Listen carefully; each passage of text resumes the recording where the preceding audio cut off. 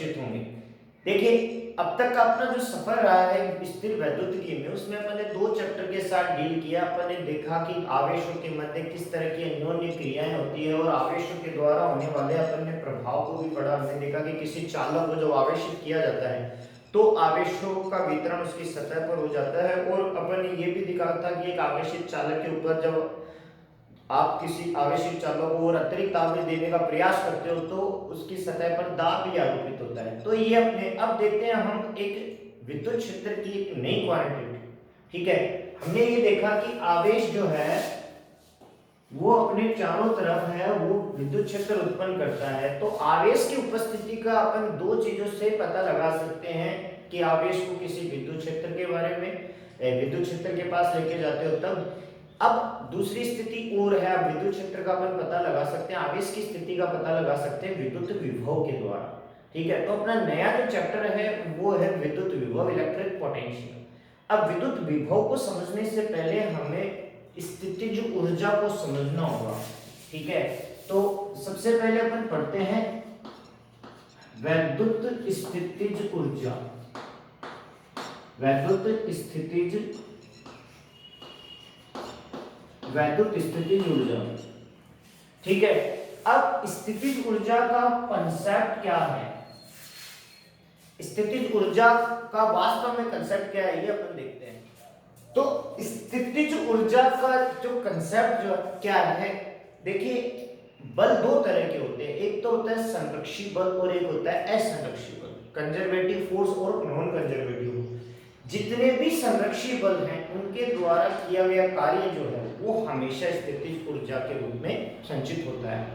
आप ऐसे समझिए, देखो स्थितिज ऊर्जा को एकदम सिंपल से कंसेप्ट में अगर आप डिफाइन करना चाहो कि एक छोटे से फॉर्मेट में एक डिब्बे के अंदर अगर आप बंद करना चाहो, एक यूनिवर्सल अगर आप लॉ बनाना चाहो स्थितिज ऊर्जा का, तो क्या है कि दुनिया में अगर पहले से मौजूद कोई बल है और आप उस बल के विरुद्ध जा रहे हो, तो आप उस बल के विरुद्ध जो भी आपने काम किया है वो किया गया काम, वो वर्क डन उसके अंदर स्थितिज ऊर्जा में संचित हो जाता है। बस इतना ध्यान रखिए, यानी प्री एग्जिस्ट फोर्स है उसके अगेंस्ट जो भी आप वर्क डन कर रहे हो वो वर्क डन हमेशा पोटेंशियल एनर्जी की फॉर्म में स्टोर होता है, स्थितिज ऊर्जा के रूप में संचित होता है। अब प्री एग्जिस्ट फोर्स कौन सा, देखो जैसे मान लो ये सतह है, ठीक है, तो यहां एक m द्रव्यमान की वस्तु, देखो ये m द्रव्यमान की वस्तु है, तो इसके ऊपर क्या लग रहा है, गुरुत्वाकर्षण बल लग रहा है। ठीक है, धरती के केंद्र की ओर ये Fg लग रहा है, ग्रेविटेशनल फोर्स नीचे की ओर लग रहा है। अब ये वस्तु m द्रव्यमान की अपने आप h हाइट पे नहीं जा सकती। ठीक है, क्यों नहीं जा सकती, क्योंकि यहां प्री एग्जिस्ट फोर्स है, क्या है, ग्रेविटेशनल फोर्स। ठीक है, अब आपको इसको अगर h हाइट पे लेके जाना है तो आपको एक बाह्य बल की आवश्यकता होगी, और ये बाह्य बल आप लगाकर इसको h हाइट पर लेके जा रहे हो तो आप F बाह्य बल या एक्सटर्नल फोर्स इनटू h करते हो। ठीक है, तो ये वर्क, ये कार्य, तो ये सॉरी ये बल और ये दूरी, ये दोनों मिलके क्या हो गया, कार्य हो गया, और ये कार्य ही इसके अंदर किसमें संचित हो जाता है, गुरुत्वीय स्थितिज ऊर्जा में, जिसका मान आता है mgh। ये अपन ने देखा। तो यहां देखने वाली बात क्या थी, देखने वाली बात ये थी कि भी यहां प्री एग्जिस्ट फोर्स कौन सा था, ये था। अब इसमें एक चीज और है, आपको कहे कि बताइए गुरुत्वाकर्षण बल के विरुद्ध किया गया कार्य क्या होता है। अगर किसी वस्तु को आप h ऊंचाई पे लेके जा रहे हो तो बताइए गुरुत्वाकर्षण बल द्वारा किया गया कार्य mgh। ठीक है, और आपसे कहे कि गुरुत्वाकर्षण, कोई वस्तु है h ऊंचाई पर है और गुरुत्वाकर्षण बल द्वारा किया गया कार्य जब वस्तु नीचे गिर रही है, तो इस स्थिति में पोटेंशियल एनर्जी आपकी नेगेटिव आएगी। तो यहां 2 बातें हैं, कौन सी 2 बातें हैं, 2 बातें ये हैं कि आपको कहे कि बाह्य बल द्वारा किया गया कार्य, तो देखिए एक्सटर्नल फोर्स जो काम करता है वो आपका कैसा आएगा, पॉजिटिव आएगा, और यहां पर ग्रेविटेशनल फोर्स जो वर्क कर रहा है वो कैसा आएगा, नेगेटिव आएगा। ये आपको विशेष रूप से ध्यान रखना है। यानी प्री एग्जिस्ट फोर्स अगर काम कर रहा है, अपने आप कर रहा है, आपको कोई काम करने की जरूरत नहीं है, आप वस्तु को छोड़ते हो वो अपने आप नीचे गिर जाती है, ठीक है। और यहां अपने आप ऊपर नहीं जाएगी, क्यों, क्योंकि इस बल के विरुद्ध जाना पड़ेगा। तो आपको कहे कि प्री एग्जिस्ट फोर्स कितना काम कर रहा है, नेगेटिव। आपके बाह्य बल द्वारा किया गया कार्य W कितना आएगा, धनात्मक आएगा। ठीक वैसे एक और एग्जांपल लेते हैं इसी की तरह गुरुत्वाकर्षण, फिर मैं आवेशों के बारे में बात करूंगा। तो देखो ये एक स्प्रिंग है, ठीक है। इस स्प्रिंग को जब आप खींचते हो, इस स्प्रिंग को आपने मान लीजिए x दूरी तक विस्थापित कर दिया और ये स्प्रिंग है वो इस तरह से विस्थापित हो जाती है, तो इसमें विस्थापन कितना आया, x आया। अब देखिए जैसे आप खींचते हो तो हमने 11th में पढ़ा है कि यहां पर प्रत्यानयन बल काम करता है, प्रत्यानयन बल काम करता है, ठीक है, रीस्टोरिंग फोर्स काम करता है। तो आपको उस प्रत्यानयन बल के विरुद्ध जाना पड़ेगा और जितनी दूर जाओगे आपको बाह्य बल लगाना पड़ेगा, ठीक है। तो इस बाह्य बल द्वारा किया गया कार्य मिल जाएगा और ये कार्य ही इसके अंदर क्या हो जाता है, स्थितिज ऊर्जा में संचित हो जाता है 12kx², ठीक है। तो आपने देखा स्प्रिंग है, अब जैसे आप यहां से छोड़ते हो स्प्रिंग वापस अपनी जगह चली जाती है, तो जगह उसके पास ऊर्जा कहां से, ऊर्जा यहां से, कि आपने ये कार्य किया यहां पर। तो पहले से मौजूद अगर किसी भी बल के विरुद्ध आप जा रहे हो, बल लगाकर वस्तु को ले जा रहे हो, तो आपके द्वारा किया गया वो कार्य जो है वो कार्य ही उस वस्तु में स्थितिज ऊर्जा के रूप में संचित हो जाता है। अब आवेशों में भी ऐसा ही होता है कि आप दो समान, एक आवेश पहले से पड़ा है और दूसरा आवेश उसके पास में और लेके आ रहे हो, तो देखो प्राकृतिक रूप से, नैसर्गिक रूप से उन दोनों में क्या होगा, प्रतिकर्षण होगा। तो इस प्रतिकर्षण बल के विरुद्ध आप लेके आ रहे हो, तो वो किया गया कार्य उसके अंदर किसमें संचित हो जाता है, वैद्युत स्थितिज ऊर्जा में संचित हो जाता है। तो वैद्युत स्थितिज ऊर्जा को अपन ठीक उसी तरह से मानते हैं कि यहाँ दो आवेशों के मध्य पहले से प्री एग्जिस्ट फोर्स क्या है, स्थिर वैद्युत की बल है या कूलॉम बल है, ठीक है, या वैद्युत बल है। उस बल के विरुद्ध हम दूसरे आवेश को लाते हैं, इसको और थोड़ा एक्सप्लोर करते हैं। तो देखो वैद्युत स्थितिज ऊर्जा क्या होती है, देखते हैं।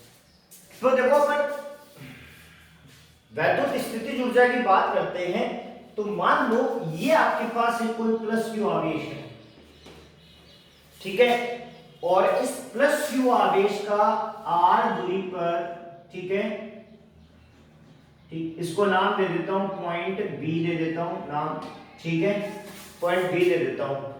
r दूरी पर पॉइंट बी है, इस पर बताओ विद्युत क्षेत्र कितना होगा, E बराबर कितना आ जाएगा, kq/r²। ये आपके पास एक इक्वेशन आती है। तो इस विद्युत क्षेत्र के अंदर, इस विद्युत क्षेत्र में अगर मैं किसी आवेश को रखना चाहूं,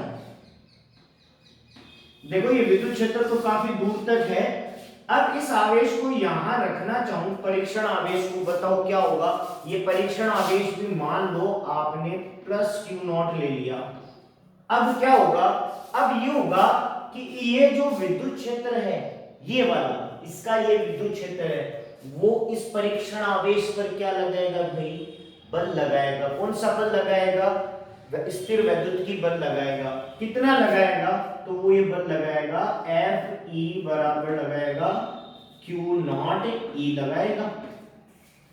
तो इस बल से क्या होगा, देखो ये स्रोत आवेश है, ये इस परीक्षण आवेश पर इधर बल लगाएगा। क्यों परीक्षण आवेश पर इधर ही क्यों बल लगा रहा है, क्योंकि ये धनावेश है और ये धनावेश है, और समान प्रकृति के आवेशों में क्या होता है, प्रतिकर्षण होता है। तो यहाँ इस परीक्षण आवेश पर क्या लगेगा, प्रतिकर्षण बल लगेगा, ये वाला Fe लगेगा।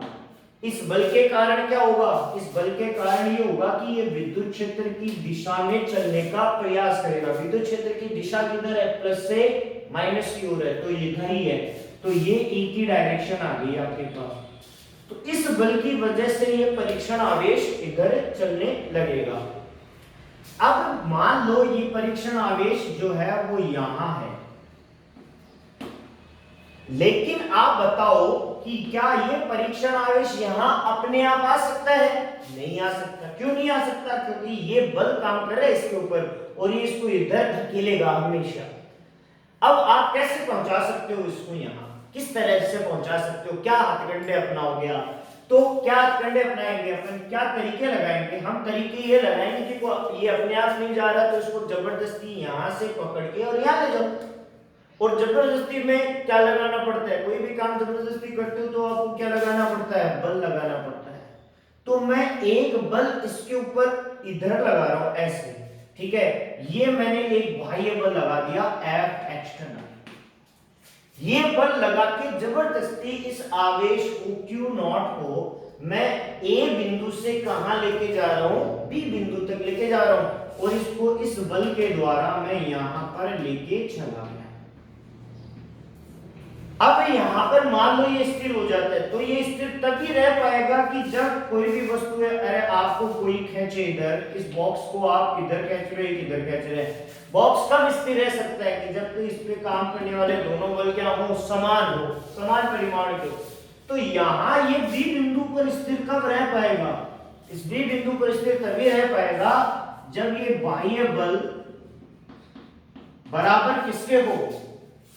एक्सटर्नल इलेक्ट्रिक फील्ड के फोर्स के बराबर हो। लेकिन आप देखो कि दोनों बलों की दिशा किधर है? F E की तो दिशा ये है और F एक्सटर्नल की दिशा ये है, तो दोनों एक दूसरे के क्या हो गए? विपरीत दिशा में हो गए। अब F E का मान है कितना आपके पास? तो F एक्सटर्नल बराबर कितना हुआ? माइनस क्यू नॉट ई हो गया, ठीक है। तो ये आती समीकरण नंबर मान लो 2 आ जाती है आपके पास, ठीक है। एफ ई का मान देखो यहां से लिया मैंने Q naught E minus Q. तो हम ये बाह्य बल लगाकर और इसको बिंदु इस ए बिंदु से इसको बी बिंदु तक ले आते हैं, ठीक है। तो मान लो कितनी दूरी तय की हमने?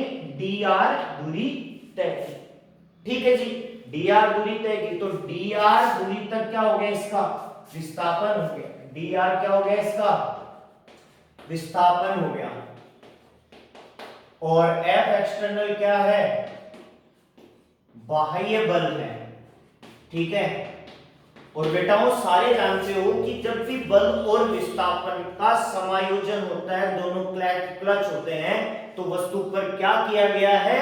कार्य किया गया है। तो यहां इन दोनों की वजह से अपन कह सकते हैं कि इस आवेश पर, इस परीक्षण आवेश पर यहां से यहां तक ले जाने में हमने क्या किया? मैकेनिकल वर्क किया। कितना किया? मान लेते हैं dw किया, और कार्य का फॉर्मूला क्या होता है? बल गुणा विस्थापन। तो बल कितना हमारे पास? F एक्सटर्नल डॉट क्या? विस्थापन कितना है? dr, ठीक है। अब देखो बल भी इधर लग रहा है और आवेश भी आप इधर ही लेके जा रहे हो, तो कोण कितना जाएगा? देखो बल और विस्थापन दोनों की डायरेक्शन एक ही है, तो थीटा कितना आ जाएगा? 0 डिग्री आ जाएगा। तो आप डॉट प्रोडक्ट हटाना, तो F external dr cos 0 degree आ जाएगा, और cos 0 की वैल्यू क्या होती है? 1 होती है। तो dw कितना आ जाएगा आपके पास? dw आ जाएगा आपके पास, F एक्सटर्नल की वैल्यू क्या है आपके पास? ये F एक्सटर्नल dr। अब F एक्सटर्नल की वैल्यू क्या है? F एक्सटर्नल की वैल्यू है माइनस क्यू नॉट ई। ये ध्यान रखना, माइनस साइन लगाना मत भूलना। तो ये dw आ जाता है, dw बराबर आ गया आपके पास minus Q naught E dr। अब देखिए E का मान कितना है आपके पास? E बराबर कितना है? आप देखो Q अपॉन R स्क्वायर। तो dw बराबर आ गया आपके पास माइनस क्यू नॉट ई का तो मान रख ही दीजिए आप, Q upon R square dr। तो ये अल्प वर्क आया आपके पास, कहां से? यहां से यहां तक विस्थापित करने पर कुल कितना कार्य किया गया? आप मान लीजिए यहां और लेके चले जाते हो, तो A बिंदु से B बिंदु तक इसको विस्थापित करने में किया गया कार्य कितना आया? तो अपन यहां से इसको सॉल्व कर देते हैं। तो इंटीग्रेशन कर दीजिए आप, इंटीग्रेशन dw बराबर इंटीग्रेशन माइनस का चिन्ह मैं बाहर ले लेता हूं, K Q naught upon R square D R. अब देखिए यहां कांस्टेंट क्या है, इसका परिमाण नहीं बदल रहा, इस क्यू नॉट का परिमाण भी नहीं बदल रहा, के कांस्टेंट है ऑलरेडी, तो सिर्फ वेरिएबल क्या है, आर वेरिएबल है। तो आप देख सकते हो कि इंटीग्रेशन dw का क्या होगा, इंटीग्रेशन w। हाँ, इसका समाकलन किया है अपन ने a से b बिंदु के मध्य, तो a टू b आ जाता है। तो ये कार्य कितना है आपके पास, तो कार्य आया आपके पास माइनस के Q not integration 1/r² dr। अब देखो इस आर स्क्वायर को ऊपर लेके जाएंगे अपन, w बराबर क्या आएगा, माइनस के क्यू नॉट इंटीग्रेशन r की घात -2 dr। अब आपको पढ़ता है, आपने समाकलन में पढ़ा है x की घात n का समाकलन क्या होता है, x की घात n का समाकलन, यहां देखिए आप, x की घात n का समाकलन होता है x की घात n+1 अपॉन x की घात n का समाकलन होता है x की घात n+1 अपॉन n+1। तो देखो x की घात कितनी है, n+1 है, कितना है, -2, तो यहाँ कितना जाएगा, यहाँ सॉल्व कर लेते हैं अपन, r की घात -2 है तो कितना आ जाएगा, देखो r की घात -2 है तो ये आ जाएगा r की घात -2 + 1 -2 + 1। तो देखो रिजल्ट क्या रहेगा, -2 + 1 -1, और ये -1 रह जाएगा। तो देखो माइनस आएगा यहाँ बाहर तो प्लस हो जाएगा, ये तो क्या आ गया, के क्यू नॉट, और इसका समाकलन क्या आ जाएगा, r की घात -1 और सीमाएं a से b तक, ठीक है, ये a से b तक सीमाएं आ गई। तो w कितना है आपके पास, w बराबर आ गया आपके पास के क्यू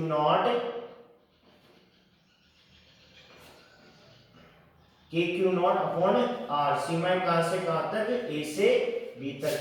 ये आपके पास कार्य आया, और ये किया गया कार्य किसमें संचित हो जाता है, वैद्युत स्थितिज ऊर्जा के रूप में संचित हो जाता है। यानी अगर अपन इसकी सीमाओं में बात करें तो अपन ने किया क्या, अपन ने ये किया कि एक आवेश लिया, इस आवेश के निकट जब मैं दूसरे आवेश को लाता हूं तो विद्युत बल के कारण यह आवेश है वो विद्युत क्षेत्र की दिशा में चलने का प्रयास करता है। तो हम विद्युत क्षेत्र में इसको एक बिंदु से दूसरे बिंदु पर अगर विस्थापित करना चाहते हैं तो हमें एक अतिरिक्त बल लगाना पड़ता है, और वो बल किसके विरुद्ध होता है, विद्युत क्षेत्र द्वारा आरोपित बल के विरुद्ध होता है, विपरीत दिशा में। तो बाह्य बल लगाना पड़ता है अपने, और इस बाह्य बल के द्वारा किसी भी आवेश को विद्युत क्षेत्र में एक बिंदु से दूसरे बिंदु तक विस्थापित करने में किया गया कार्य क्या कहलाता है, वैद्युत स्थितिज ऊर्जा कहलाता है। तो अपन वापस से रिकॉल कर लेते हैं, तो ये दोनों बल बराबर हैं लेकिन परिमाण में विपरीत दिशा में है, ठीक है। तो ये आ जाती है अपने पास Fe का मान Q नॉट E है। अब अपन देखते हैं कि हमने कार्य कितना किया, dw बराबर F external dot dr, F external और dr की दिशा में थीटा 0 डिग्री आ जाता है। कार्य कितना किया, F external dr cos theta, F external की वैल्यू यहां से रखी मैंने Q नॉट E, तो -Q नॉट E dr, इसका समाकलन कर, इसका अल्प वर्ग का या समाकलन करना है पूरे का, तो dw बराबर a से b तक k q naught upon r² dr, ठीक है। x की घात n के हिसाब से इसका क्या करूंगा, समाकलन करूंगा, तो मेरे पास ये टर्म आ जाती है। तो ये किया गया कार्य किसमें संचित हो जाता है, वैद्युत स्थितिज ऊर्जा u में संचित हो जाता है, अर्थात u बराबर कितनी आ जाती है, k q नॉट अपॉन क्या आ जाता है, r आ जाता है, अगर अपन मोटे तौर पर ये देखें तो, ठीक है। अब आगे इस पे आधारित कुछ बातें करते हैं। तो देखो अपने पास वैद्युत ये कार्य आया, W बराबर आया आपके पास K Q naught upon 1/r, सीमाएं A से B तक, ठीक है। यानी ये अपने पास आवेश था Q, और यहाँ ये Q नॉट को आप लेके आए A बिंदु से B बिंदु तक, और ये दूरी R थी, और यहाँ अपने परीक्षण आवेश को रखा है, तो अपने पास ये कार्य आया, ठीक है। अगर मैं इसकी सीमाएं रखता हूं तो मेरे पास W बराबर आता है K Q naught 1 upon R B minus 1 upon R A, ये आपके पास सीमाएं मैंने मान लेती है। ठीक है, अब देखो ये किया गया कार्य किसमें संचित हो जाता है, वैद्युत स्थितिज ऊर्जा के रूप में संचित हो जाता है। तो K Q Q naught 1 upon R B minus क्या जाएगा 1 अपॉन आर ए, या आप जर्नल ये फॉर्मूला भी लिख सकते हो कि W बराबर क्या आ जाएगा आपके पास K Q Q naught upon R, या U is equal to K Q Q naught upon R. अब मान लीजिए ये बिंदु A है, ये वाला बिंदु ये अनंत पर है, इनफाइनाइट पे है, तब क्या स्थिति होगी, तब देखो कार्य कितना आएगा, तब कार्य आएगा W इनफाइनाइट टू आप ला रहे बिंदु B पर। ठीक है, तो W इनफाइनाइट टू V कितना आ जाएगा K Q Q naught 1 upon R B, ठीक है, माइनस 1 अपॉन आर ए कहां पर अपने पास इनफाइनाइट पर, तो 1 अपॉन इनफाइनाइट, और 1 अपॉन इनफाइनाइट क्या होता है 0, तो W इनफाइनाइट V बराबर कितना हो जाएगा K Q Q नॉट, और आर बी की वैल्यू क्या ले लिया अपन ने, ये यहां पर है बी पॉइंट, तो ये आ जाएगा K Q Q naught upon R, और ये वैद्युत स्थितिज ऊर्जा होती है। तो अब अपने पास इन दोनों फार्मूले से, इस फार्मूले से या इस फार्मूले से एक परिभाषा बन के आती है। क्या आती है परिभाषा बन के, कि भैया आपसे पूछ ले वैद्युत स्थितिज ऊर्जा क्या होती है। ठीक है, तो आप कहोगे कि अनंत से इनफाइनाइट से किसी भी आवेश को किसी दूसरे आवेश के विद्युत क्षेत्र में लाने के लिए किया गया कार्य क्या कहलाता है, वैद्युत स्थितिज ऊर्जा के रूप में संचित हो जाता है, या वैद्युत स्थितिज ऊर्जा कहलाती है। यानी वैद्युत स्थितिज ऊर्जा किसी भी आवेश को अनंत से किसी दूसरे आवेश के विद्युत क्षेत्र में लाने के लिए किया गया कार्य ही वैद्युत स्थितिज ऊर्जा के रूप में संचित हो जाता है। अब यहाँ पर आपसे छोटी छोटी बातें शेयर करना चाहूंगा, इन पे आधारित कंसेप्चुअल क्वेश्चन बनते हैं। कंसेप्चुअल क्वेश्चन क्या बनते हैं देखते हैं। देखो विभिन्न स्थितियां क्या आती है, तो अपने पास देखो अगर आपसे ये देखो बल है और ये कार्य है और ये अपन उसकी प्रकृति ले लेते हैं। ठीक है, आपको कहे कि बाह्य बल द्वारा किया गया कार्य क्या होगा, यानी F जो है वो एक्सटर्नल फोर्स है। ठीक है, यानी बाह्य बल, आपको कहे कि बाह्य बल द्वारा किया गया कार्य क्या आएगा, बाह्य बल द्वारा किया गया कार्य जो W आएगा वो आएगा K Q Q naught upon R आएगा, और उसकी प्रकृति कैसी होगी धनात्मक, यानी पॉजिटिव आएगा। ये आपको पूछा जा सकता है कि बाह्य बल द्वारा किया गया कार्य, तो ये आएगा W बराबर K Q naught upon R, धनात्मक आएगा पॉजिटिव आएगा। लेकिन अगर ये कहे कि वैद्युत बल द्वारा किया गया कार्य Fe, वैद्युत बल द्वारा किया गया कार्य ये माइनस आएगा, माइनस W आएगा, या आप कह सकते हो कि minus K Q Q naught upon R आएगा, और ये कैसा आएगा ऋणात्मक। ये आपको ध्यान रखना है कि बाह्य बल द्वारा किया गया कार्य तो धनात्मक आता है, और विद्युत क्षेत्र के द्वारा किया गया कार्य, विद्युत क्षेत्र जो बल लगा रहा है उसके द्वारा किया गया कार्य कैसा आता है नेगेटिव। यानी ये आपको चीज दो बातें ध्यान में रखनी है। ठीक यही बात लागू होगी वैद्युत स्थितिज ऊर्जा के, कि बाह्य बल द्वारा किया गया कार्य है वो धनात्मक स्थितिज ऊर्जा के रूप में संचित होता है, और वैद्युत बल के द्वारा किया गया कार्य वो ऋणात्मक स्थितिज ऊर्जा के रूप में संचित हो जाता है।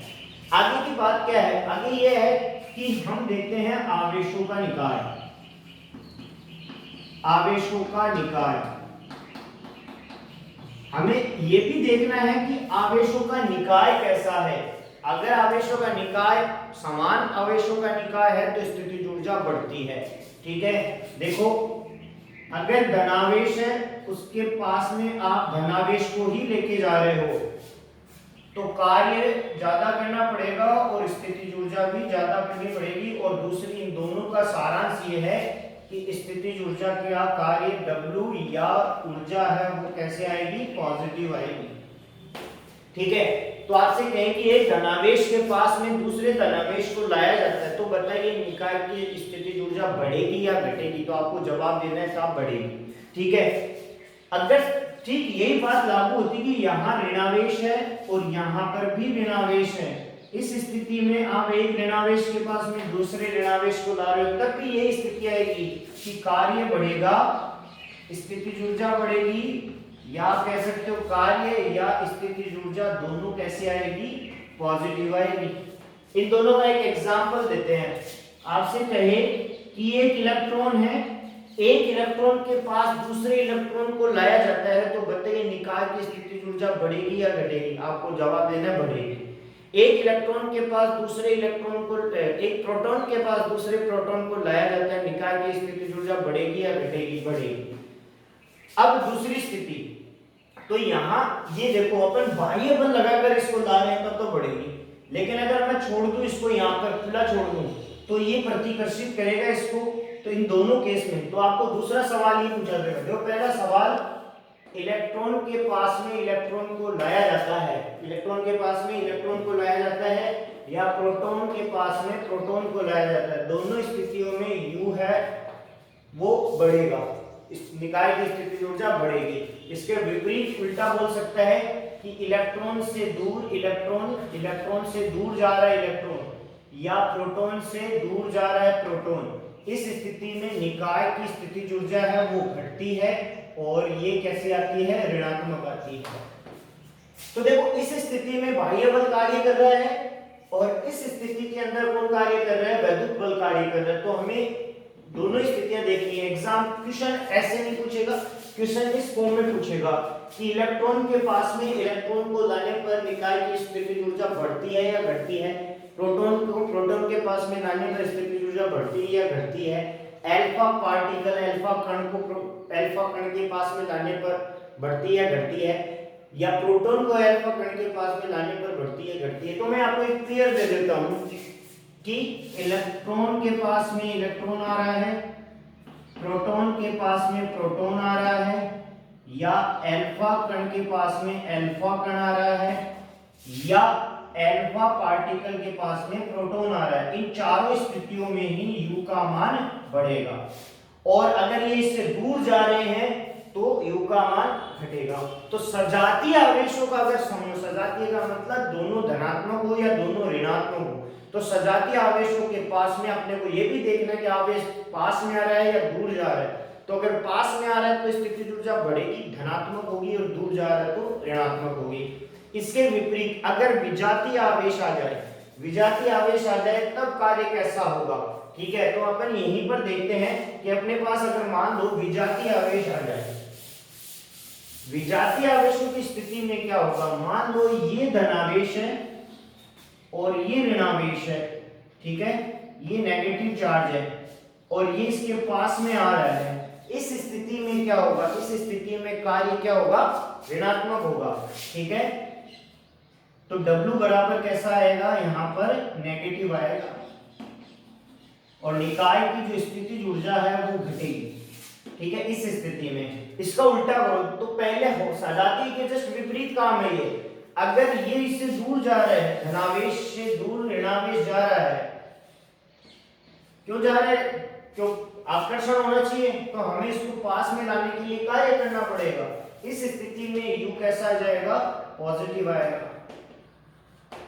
ठीक है, इस स्थिति में देखो यहां पास में आ रहा है तो U नेगेटिव आएगा और दूर जा रहा है और अपन कार्य कर रहे हैं तो वो कार्य आपका आएगा धनात्मक आएगा। W कैसा आएगा? धनात्मक आएगा और निकाय की स्थितिज ऊर्जा वो पॉजिटिव हो जाएगी। तो ये दो स्थितियां। एग्जांपल पूछा जा सकता है कि एक प्रोटॉन रखा हुआ है, इस प्रोटॉन के पास में इलेक्ट्रॉन लाया जा रहा है, प्रोटॉन के पास में इलेक्ट्रॉन लाया जा रहा है, बताइए निकाय की स्थितिज ऊर्जा बढ़ेगी या घटेगी? घटेगी। लेकिन आपसे कहेगी प्रोटॉन से दूर जा रहा है इलेक्ट्रॉन, दूर ले जाया जाता है, निकाय की स्थितिज ऊर्जा बढ़ेगी या घटेगी? उस स्थिति में बढ़ेगी। तो आपको कंफ्यूज नहीं होना है। सजातीय आवेशों की दो स्थितियां, सजातीय आवेशों की दो स्थितियां क्या? कि आवेश पास में आ रहा है या दूर जा रहा है। ठीक है, तो सजातीय, मैं पहले बात करूं सजातीय की, तो सजातीय में अगर आवेश पास आ रहा है तो कार्य बढ़ेगा, धनात्मक आएगा, U बढ़ेगा। सजातीय आवेशों की स्थिति में दूसरी स्थिति, आवेश दूर जा रहा है, कार्य कम होगा, ऋणात्मक आएगा, U कम होगा। ठीक है, अब आते हैं विजातीय में। विजातीय की इसके जस्ट विपरीत है कि आवेश है पास आ रहा है तो कार्य ऋणात्मक आएगा, ऊर्जा घटेगी, आवेश दूर जा रहा है, कार्य धनात्मक आएगा। तो ये इस तरह के क्वेश्चन आपसे पूछे जा सकते हैं। तो ये एक बार मैं फिर से थोड़ा सा समराइज कर देता हूँ, एक बार इसमें ज्यादा जो इसलिए दे रहा हूँ, क्वेश्चन आते हैं इसे एक एक नंबर के देखते हैं। तो देखो अपन ने निष्कर्ष क्या निकाला, हमने देखा कि आवेश युग्म कैसा है और कार्य कैसा होगा, स्थितिज ऊर्जा कैसी होगी। तो आवेश युग्म अगर मान लो धनात्मक है और ये ऋणात्मक है, धनात्मक के पास में धनात्मक को लाया जाता है या ऋणात्मक के पास में ऋणात्मक को लाया जाता है, इन दोनों स्थितियों में कार्य कैसा मिलेगा आपको, पॉजिटिव मिलेगा, यानी W बराबर आपका आ गया पॉजिटिव। ठीक है, और इस स्थिति में स्थितिज ऊर्जा जो है, पोटेंशियल एनर्जी है, वो आपकी बढ़ेगी। एग्जाम्पल इसका क्या आ जाता है, एग्जाम्पल अगर अपन देखें तो आपको क्वेश्चन पूछा जा सकता है कि प्रोटॉन के पास में प्रोटॉन को लाया जाता है, ठीक है, इलेक्ट्रॉन के पास में इलेक्ट्रॉन को लाया जाता है, अल्फा पार्टिकल के पास में अल्फा पार्टिकल को लाया जाता है, ठीक है, या अल्फा पार्टिकल के पास में प्रोटॉन को लाया जाता है, क्योंकि प्रोटॉन और अल्फा पार्टिकल दोनों धनात्मक होते हैं। इन चारों स्थितियों में कार्य कैसा आएगा, W पॉजिटिव आएगा और निकाय की कुल स्थितिज ऊर्जा जो है बढ़ेगी। ठीक है, तो ये पहला केस आ जाता है आपके पास। ठीक है, तो देखो धनात्मक के पास में धनात्मक को लाया, धनात्मक के पास में धनात्मक को लाया जाता है, ऋणात्मक के पास में ऋणात्मक को लाया जाता है, तो कार्य धनात्मक मिलेगा और स्थितिज ऊर्जा आपको कैसे मिलेगी, बढ़ेगी। ठीक है, अब इसके विपरीत कार्य करता हूं, दूसरी स्थिति, सेकेंड केस क्या है कि धनात्मक आवेश से दूर ले जाया जा रहा है धनात्मक को, और धनात्मक ऋणात्मक आवेश से दूर ले जाया जा रहा है ऋणात्मक आवेश को। इस स्थिति में जो कार्य मिलेगा W, वो आपको मिलेगा नेगेटिव, और निकाय की जो स्थितिज ऊर्जा होगी वो घटेगी। ये ठीक आप उल्टा काम कर सकते हो कि हम क्या कर रहे हैं, और प्रोटॉन को दूर ले जा रहे हैं, प्रोटॉन से, इस प्रोटॉन को मैं दूर ले जा रहा हूं प्रोटॉन से, इलेक्ट्रॉन को दूर ले जा रहा हूं इलेक्ट्रॉन से, और अल्फा पार्टिकल को दूर ले जा रहा हूं अल्फा पार्टिकल से, और अल्फा पार्टिकल से दूर ले जा रहा हूं मैं प्रोटॉन को। तो देखो ये कंफ्यूज नहीं होना है, यहाँ पास में लाया जा रहा है, यहाँ दूर ले जाया जा रहा है। तो इस स्थिति में कार्य कैसा आएगा, ऋणात्मक, और ऊर्जा कैसे आएगी आपकी, स्थितिज ऊर्जा, निकाय की कुल स्थितिज ऊर्जा घट जाएगी। ये अभी आपकी सेकंड केस। थर्ड केस क्या है कि हम विपरीत प्रकृति के आवेशों का युग्म ले लेते हैं। विपरीत प्रकृति के आवेशों का युग्म क्या ले लिया अपन कि एक धनात्मक ले लूं और मैं दूसरा क्या ले लूं, ऋणात्मक ले लूं। ठीक है, तो थर्ड केस आपका क्या आ जाता है, केस थर्ड की एक धनात्मक ले लिया मैंने, एक क्या ले लिया, ऋणात्मक ले लिया। इस स्थिति में कार्य, अब इसमें भी दो स्थिति आएंगी कि आवेश पास लाया जा रहा है या दूर ले जाया जा रहा है। तो पहली स्थिति अपन देखते हैं कि आवेश पास लाया जा रहा है। इस स्थिति में कार्य आपको कैसा मिलेगा, ऋणात्मक मिलेगा। ठीक है, पास में आ रहा है तो कार्य ऋणात्मक मिलेगा। एग्जाम्पल देख सकते हो आप, एग्जाम्पल आपके क्या आ जाएंगे, एग्जाम्पल आ जाएंगे आपके कि एक प्रोटॉन के पास में किसको लाया जा रहा है, एक इलेक्ट्रॉन को। ठीक है, एक अल्फा पार्टिकल के पास में लाया जा रहा है एक इलेक्ट्रॉन को। इन दोनों ही स्थितियों में जो कार्य मिलेगा आपको W, वो कैसा मिलेगा, नेगेटिव, और निकाय की जो स्थितिज ऊर्जा है वो क्या होगी, पोटेंशियल एनर्जी जो है वो घट जाएगी। ठीक है, ये स्थितियां रहती हैं। फोर्थ केस में अपने पास क्या आता है, देखो फोर्थ केस क्या कहता है, फोर्थ केस में ये आता है कि हम एक धनात्मक आवेश से, धन आवेश से दूर लेके जा रहे हैं ऋण आवेश को। इस स्थिति में क्या होगा, इस स्थिति में जो कार्य मिलेगा W, वो क्या मिलेगा, पॉजिटिव मिलेगा, और निकाय की कुल स्थितिज ऊर्जा जो है वो बढ़ेगी।